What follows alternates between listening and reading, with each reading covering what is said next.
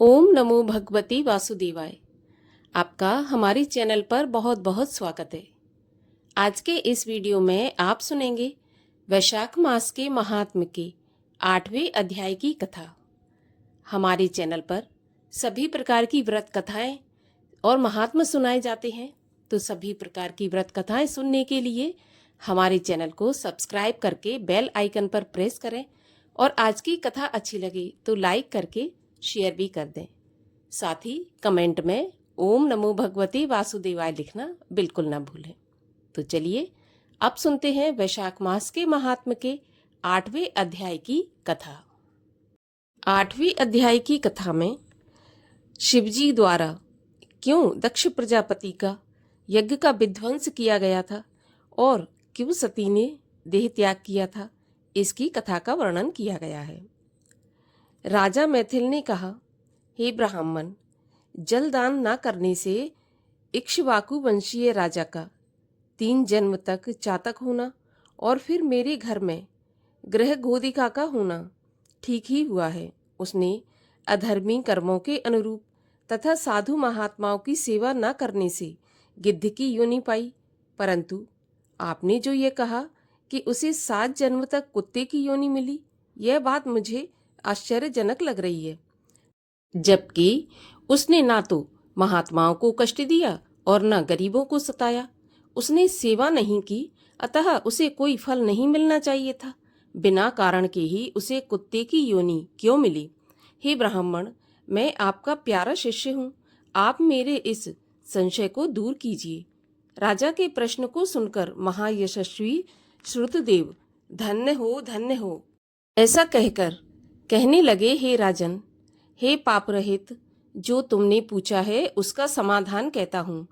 यही बात कैलाश के शिखर पर शिवजी ने माता पार्वती से बोली थी। सब लोकों की रचना कर उनकी पारलौकिक और अहिलौकिक 2 प्रकार की स्थिति बताई, जल सेवा, अन्न सेवा और औषधि सेवा।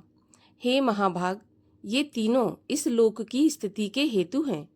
ऐसे ही साधु सेवा, विष्णु सेवा और धर्म सेवा, ये तीनों परलोक की स्थिति के हेतु हैं।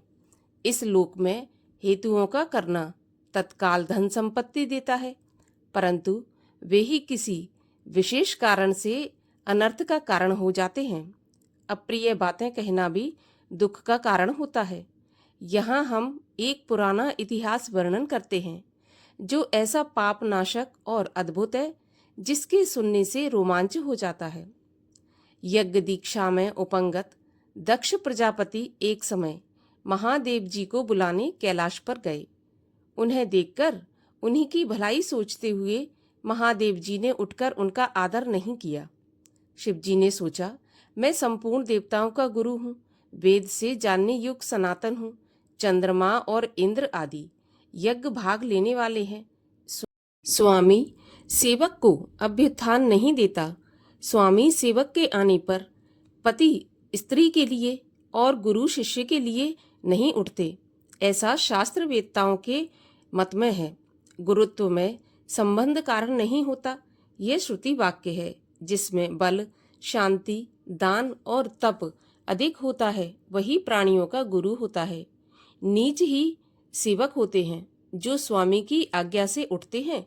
जो स्वामी एवं सेवक के लिए उठते हैं, उनकी आयु, धन और यश तत्काल नष्ट हो जाते हैं। इसलिए मुझे उठना उचित नहीं है। यह मेरा प्यारा ससुर है, ऐसा विचार कर दक्ष प्रजापति की भलाई सोचकर महादेव जी आसन से नहीं उठे। तब महादेव जी के उठकर आदर न करने पर प्रजापति को बड़ा क्रोध आया और अनेक प्रकार से महादेव जी के आगे ही उनकी निंदा करने लगा कि ऐसा दरिद्री, अहंकारी, जिसका धन केवल एक बूढ़ा बैल है, चर्म ही एकमात्र वस्त्र है, कपाल की हड्डी धारण करने वाला, भस्मासुर से डरकर दूर भागने वाला, शमशानवासी, सर्पों के आभूषण धारण करने वाला, संग में रात दिन भूत प्रेत पिशाच आदि ऐसे दुर्जन रहते हैं। ऐसे अपवित्र कुलहीन पाखंडी को दुरात्मा नारद के कहने में आकर मैंने अपनी कन्या सती का विवाह इसके साथ कर दिया। अब यह भी अलग धर्म वाली हो गई है। मैं इसे कभी नहीं सह सकता। मेरा पुत्री से भी मुझे कुछ प्रयोजन नहीं है। जैसे कुम्हार का घड़ा चांडाल के हाथ में लग जाने से किसी काम का नहीं रहता, ऐसे ही वह विमूढ़ आत्मा दक्ष ने सती और शंकर को निमंत्रण नहीं दिया और अनेक प्रकार के कुवाक्य कहता हुआ अपने घर चला गया।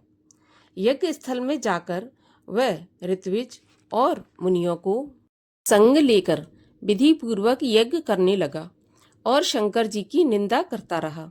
ब्रह्मा और विष्णु को छोड़ सिद्ध, चारण, गंधर्व, यक्ष, राक्षस और किन्नर आदि सब देवता यज्ञ में आए। तब सती को अपने कुटुंबियों से मिलने की और उत्सव देखने की बड़ी इच्छा हुई। स्त्रियां स्वभाव से चंचल होती हैं। महादेव जी के मना करने पर भी जाने की मन में ठान ली। महादेव जी बोले, हे देवी, तुम्हारे पिता दक्ष सभा में बैठकर मेरी सदा निंदा करते हैं, जो तुमसे सहन नहीं होगा।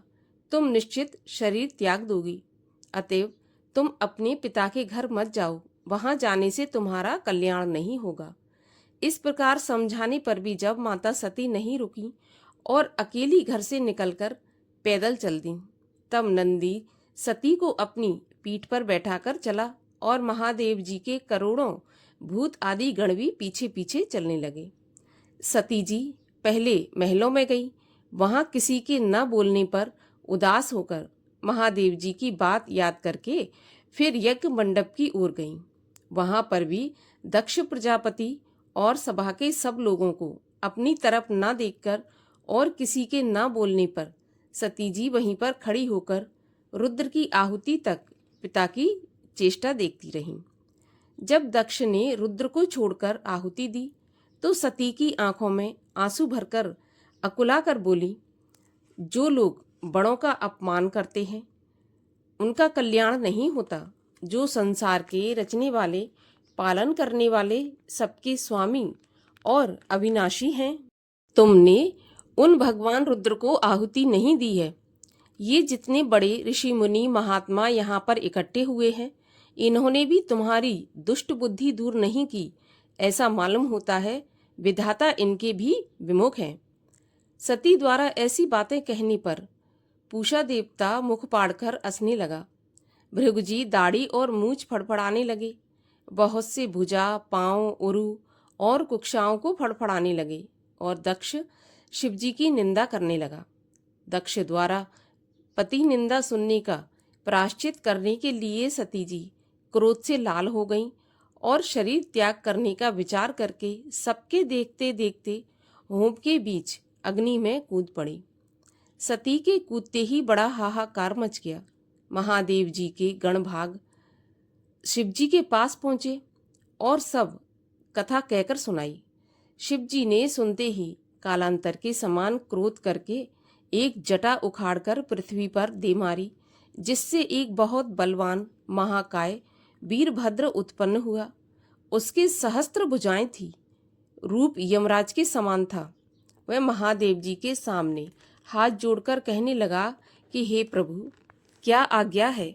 ऐसा सुनकर क्रोधित रुद्र भगवान सम्मुख खड़े हुए वीरभद्र से बोले कि तुम बड़े बड़े बलवान भूतगणों को अपने साथ ले जाकर मेरे निंदक दक्ष का शीघ्र ही नाश कर दो, जिसके कारण मेरी प्रिय सती को शरीर त्यागना पड़ा।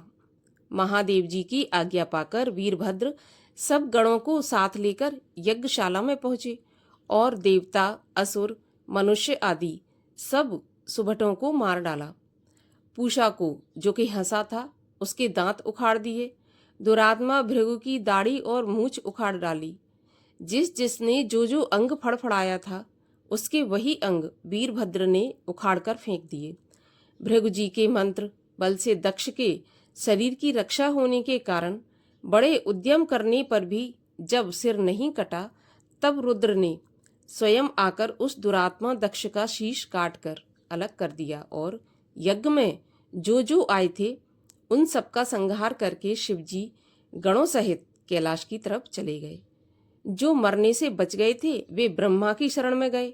तब ब्रह्मा जी सबको संग लेकर कैलाश पर शिवजी के समीप पहुंचे और अनेक स्तुति कर महादेव जी का क्रोध शांत करके तथा उनको साथ लेकर यज्ञशाला में पहुंचे और जितने यज्ञशाला में मारे गए थे उन सबको जीवन का दान दिया।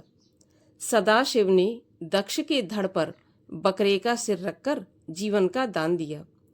इसी कारण शिव उपासक उनकी प्रसन्नता के लिए बम बम बम किया करते हैं। ऐसे ही बकरे की दाढ़ी भृगु के मुख पर लगा दी, पूषा के दांत नहीं लगाए। उससे ये कहा गया कि वह अन्न को पीसकर खा लिया करेगा। इस प्रकार किसी का किसी के अंग लगाकर सबके अंग जोड़कर उन सबका कल्याण कर दिया। दक्ष का यज्ञ पूरा कराकर सब देवता अपने अपने स्थानों को चले गए और शिवजी नैष्ठिक ब्रह्मचर्य व्रत धारण कर गंगा तट पर पुन्नाग वृक्ष के नीचे तपस्या करने लगे। उधर दक्ष पुत्री सती ने हिमालय के घर उसकी स्त्री मेनका के गर्भ से जन्म लिया और वहीं पर उनका पालन पोषण होने लगा। इसी बीच तारकासुर नाम का राक्षस उत्पन्न हुआ, जिसने परमेष्ठी ब्रह्मा का घोर तप किया, जिससे ब्रह्मा ने प्रसन्न होकर उसे वरदान दिया कि तू देवता, मनुष्य, राक्षस, नाग आदि किसी के भी द्वारा नहीं मारा जाएगा और न किसी अस्त्र शस्त्र से मरेगा। जब भगवान रुद्र के महाबली पुत्र उत्पन्न होगा, उसी के द्वारा तेरी मृत्यु होगी। ऐसा वरदान पाकर उसने सोचा कि शिवजी के तो कोई स्त्री है नहीं, तो पुत्र कहाँ से होगा, मुझे मारेगा। ऐसा मन में विचार कर लोगों को सताने लगा और देवताओं को दास बना लिया तथा उनकी स्त्रियां घर में दासी बनाकर रख लीं। तब देवताओं ने दुख पाकर ब्रह्मा जी की शरण ली। ब्रह्मा जी ने देवताओं को समझाया कि रुद्र भगवान की पत्नी सती ने अपने पिता दक्ष के यज्ञ में शरीर त्याग करके अब हिमालय के घर में जन्म ले लिया है, जिसका नाम पार्वती है, और रुद्र भगवान हिमालय के शिखर पर घोर तपस्या कर रहे हैं। किसी तरह पार्वती का विवाह रुद्र से कराने का उपाय करो। यह वचन ब्रह्मा के सुनकर सब देवताओं ने इंद्र को साथ लेकर अमरावती में गुरु बृहस्पति जी से सलाह की। इंद्र ने अपनी कार्यसिद्धि के लिए नारद और कामदेव को बुलाया। उन दोनों को बुलाकर इंद्र ने नारद को हिमाचल के पास भेजा और कहा कि शंकर जी की पत्नी, जो पूर्व जन्म में दक्ष की कन्या थी, वह तुम्हारे घर कन्या के रूप में उत्पन्न हुई है। उसके वियोग के कारण महादेव जी हिमालय के शिखर पर घोर तपस्या कर रहे हैं, सो तुम अपनी कन्या उनको समर्पित कर दो, वे ही इसके पति हैं। नारद जी से जैसा इंद्र ने कहा था, उन्होंने वैसा ही किया। फिर इंद्र ने कामदेव से कहा कि सब देवताओं तथा महादेव जी के हित के लिए वसंत ऋतु को संग लेकर रुद्र भगवान के तपोवन में जाओ और चारों ओर मनोहर वसंत ऋतु का विस्तार कर दो। जब पार्वती जी महादेव जी के पास पहुंच जाएं, तब धनुष पर बाण चढ़ाकर ऐसा मारो कि महादेव जी पार्वती जी पर मोहित हो जाएं। उनके मोहित होने पर तथा पार्वती के संगम होने पर सब कार्य पूरे हो जाएंगे। कामदेव जो आज्ञा कहकर वसंत ऋतु तथा अपनी पत्नी रति और सब अनुचरों को संग लेकर उस ओर शीघ्र चला गया और अपनी शक्ति से असमय में वसंत ऋतु उत्पन्न कर दी, जिससे वन की शोभा अपूर्व हो गई। चारों ओर शीतल मंद सुगंधित वायु चलने लगी। देवात उसी समय महादेव जी पार्वती जी की सेवा से प्रसन्न हो उन्हें गोदी में बैठाकर कुछ कहने लगे। तब कामदेव प्राण प्रिया के संगम का उचित समय जानकर महादेव जी के पीछे चला गया और वट वृक्ष की ओट से एक बाण तो छोड़ दिया और दूसरा बाण चढ़ाकर जैसे ही चलाने को हुआ कि महादेव जी का मन चंचल हो गया। वे चिंता करने लगे कि मेरा मन कभी चलायमान नहीं हुआ। इस चिंता में व्याकुल हो वे इधर उधर देखने लगे तो उन्हें छुपा हुआ कामदेव दिखाई पड़ा। अब तो क्रोध से तमतमाकर अपने मस्तक के तीसरे नेत्र को खोलकर गोदी से पार्वती को दूर करके ऐसी तीक्ष्ण अग्नि प्रकट की कि सारा संसार भयभीत हो गया और उस अग्नि से धनुष बाण सहित कामदेव जलकर भस्म हो गया।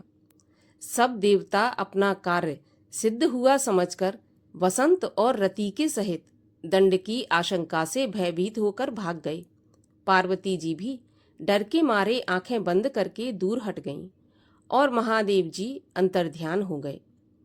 महादेव जी के हित की इच्छा करने वाले देवताओं को फल की सिद्धि प्राप्त नहीं हुई, उल्टा अनर्थ ही हो गया। जो कोई साधुओं के संग दुष्टता करते हैं उनका कामदेव जैसा हाल होता है। कार्य सिद्धि के लिए संतों की सेवा अवश्य करनी चाहिए।